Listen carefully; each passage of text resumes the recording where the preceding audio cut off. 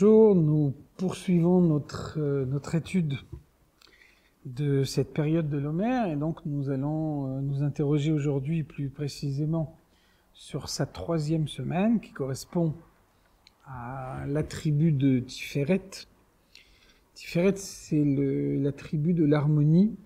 Et effectivement, cette harmonie est nécessaire puisque nous avons vu au préalable les deux premiers attributs qui correspondent aux deux premières semaines de l'Homère, Chesed, la bonté, l'élan qui permet à un homme de sortir de lui-même, d'aller au-delà des limites qui sont les siennes, et à l'opposé, le Gvura, la rigueur, la maîtrise de soi-même, et on voit bien l'antagonisme entre ces deux sentiments. Et donc, dans la mesure où un homme se trouve en permanence soumis à cet antagonisme, alors il a besoin de créer l'harmonie entre eux. Et pour définir cette harmonie, la Chassidoute utilise une image. La Chassidoute nous dit un vêtement uni peut parfois être beau, mais en tout état de cause, dès lors qu'il est uni, il est nécessairement terne.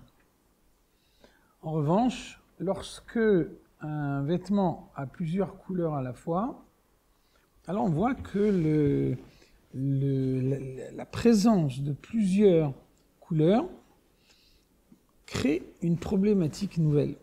Il faut arriver à trouver une harmonie entre ces couleurs. Et on voit que si les différentes couleurs d'un vêtement sont en harmonie les unes avec les autres, alors on voit que la beauté du vêtement s'en trouve accrue, alors qu'en revanche, lorsque le vêtement a des couleurs qui ne sont pas du tout en harmonie les unes avec les autres, alors à ce moment-là, la beauté de ce vêtement est très largement mise en cause. Problème qui n'existe pas du tout lorsqu'un vêtement est uni. Et donc finalement, ce qui est vrai pour un vêtement au sens matériel est vrai de la même façon au sens moral pour la personnalité. Un homme peut avoir des aspects antagonistes dans sa personnalité et être incapable de créer l'harmonie entre ces différents aspects. Et à ce moment-là, il devient une espèce de Dr. Jekyll et Mr. Hyde, où il passera par une succession de périodes où un sentiment est mis en avant, ou d'autres périodes où un autre sentiment est mis en avant, et finalement, on aura du mal à savoir qui il est réellement et quel est le fond de sa personnalité. D'où la nécessité de créer l'harmonie au sein de sa personnalité. Alors c'est là que cet attribut de Tiferet intervient, et Tiferet, pour pouvoir créer l'harmonie, a recours à une arme spécifique qui s'appelle la pitié. Alors, comment introduire la pitié ? Eh bien, nous voyons que nous disons tous les matins dans la prière Shne ktuvim amakrishim ze et ze.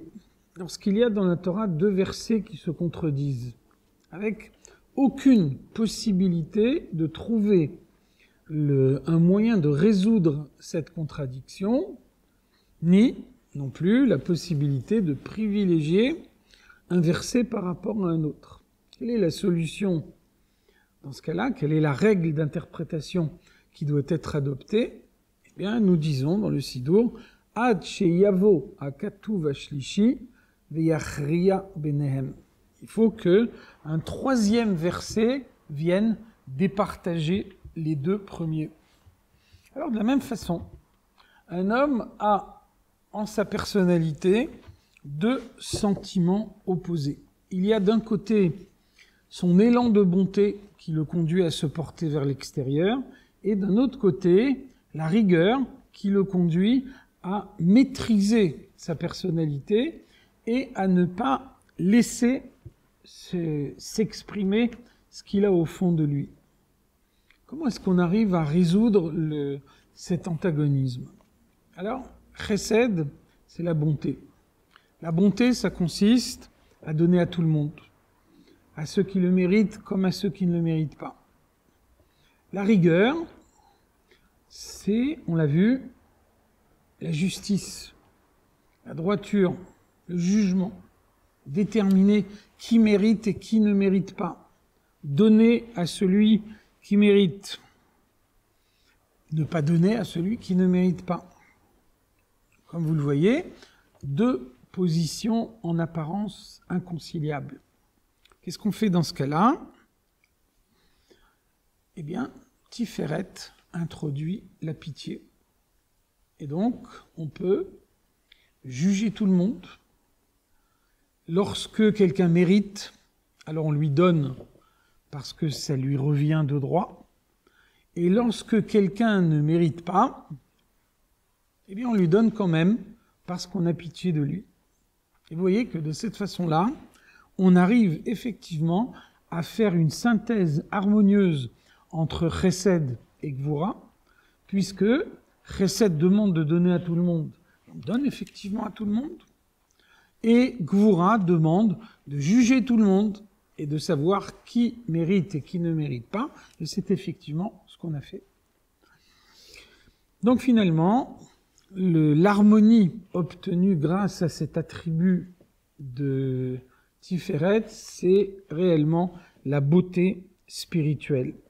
C'est savoir exprimer son amour de Dieu tout en ayant un cœur ferme, tout en se maîtrisant soi-même, sans se laisser à des débordements de sa personnalité.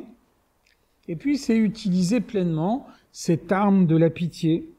C'est avoir pitié de son âme animale qui a la possibilité de servir Dieu. La Chassidoute souligne pleinement la différence qui existe entre le Yetzer Hara, le penchant vers le mal, et le Nefesh Habahamit, l'âme animale. Le penchant vers le mal, comme son nom l'indique, recherche systématiquement le mal. Et donc le penchant vers le mal doit être brisé. Il n'y a aucune possibilité de lui apporter l'élévation. En revanche, l'âme animale est, comme son nom l'indique également, un animal. Et donc un animal, même s'il a un mauvais instinct, même si a priori il ne recherche pas le bien, alors on a la possibilité de le dresser et de lui faire acquérir des comportements que par nature il n'a pas. Comment est-ce qu'on peut éveiller en soi le désir de dompter son âme animale? En ayant pitié d'elle. Il faut avoir pitié de son âme animale qui est descendue dans ce monde, qui aurait pu convoiter le service de Dieu et qui, à la place de ça, convoite les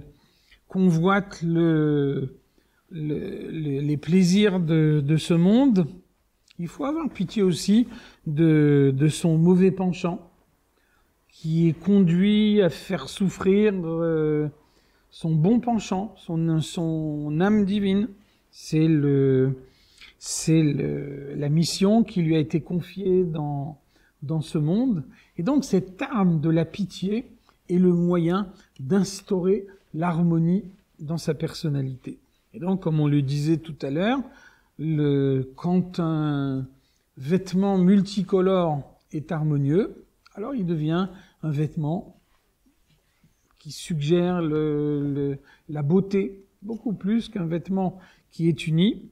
De la même façon, quelqu'un qui se maîtrise et qui utilise à bon escient sa bonté et sa rigueur, qui sait mettre en avant la pitié, qui fait la synthèse entre ces deux sentiments, et quelqu'un qui sait doser sa personnalité, qui sait réagir à chaque situation de la manière qui convient, et qui, en l'occurrence, profite pleinement de cette troisième semaine de l'Omer.